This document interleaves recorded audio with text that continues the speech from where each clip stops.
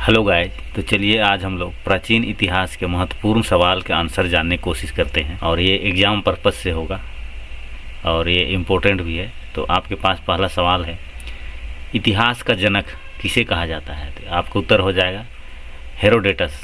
अभिलेखों के अध्ययन को क्या कहा जाता है? तो इसको कहा जाता है पुरालेख शास्त्र। उसके बाद है अगला सवाल, सिक्कों के अध्ययन को क्या कहा जाता है? न्यूमिस्मेटिक।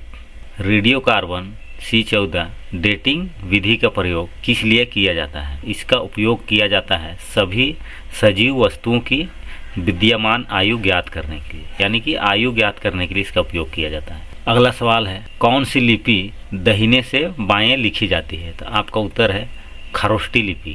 समुद्रगुप्त के संबंध में प्रयाग प्रास्तिलेख कहाँ पर स्थित है? तो ये है इलाहाबाद में, जिसका नाम आजकल बदलकर हो गया है प्रयागराज। अगला सवाल है, हड़प्पा सभ्यता का सर्वाधिक मान्य काल कौन सा है? तो इसका सर्वाधिक मान्य काल है रेडियो कार्बन C14 के आधार पर 2350 ईसा पूर्व से 1750 ईसा पूर्व तक। हड़प्पा सभ्यता का सबसे बड़ा तम्रपासनिक स्थल कौन सा है?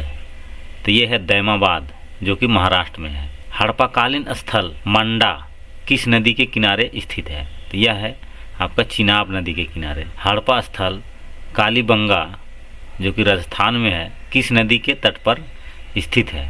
तो ये है आपका घग्गर नदी। मोहनजोदड़ो से प्राप्त सबसे महत्वपूर्ण सार्वजनिक स्थल कौन सा है? तो ये है सार्वजनिक स्थल विशाल स्नानगार। सिंधु सभ्यता के लोग व्यापार में किस विधि का प्रयोग करते थे? उस विधि का नाम था वस्तु विनिमय, यानी कि सामान के बदले सामान लेते थे और देते थे। किस मुगल सम्राट के शासनकाल में चित्रकला का स्वर्ण काल माना जाता है? जहांगीर के काल को गोल्डन एज ऑफ पेंटिंग कहा जाता है। अगला है, ऋग्वेद में कुल कितने मंडल हैं? तो आपका 10 मंडल है। ऋग्वेद में सबसे अधिक उल्लेख किस देवता के बारे में है? तो इंद्र देवता के बारे में 250 बार उल्लेख किया गया है। ऋग्वेद में सरस्वती नदी का कितनी बार उल्लेख हुआ है? तो 120 बार। सत्यमेव जयते किस उपनिषद से लिया गया है? तो आपका उत्तर है मुंडकोपनिषद, सत्यमेव जयते को। ऋग्वेदिक काल में पर्जन्य किस देवता को दर्शाता है? यह है आपका जल, वर्षा और नदी। उत्तर वैदिक काल में खेती के लिए किस प्रकार के लौह उपकरण का साक्ष्य मिलते हैं या मिले हैं? तो ये मिला है आपको कुल्हाड़ी और हंसिया।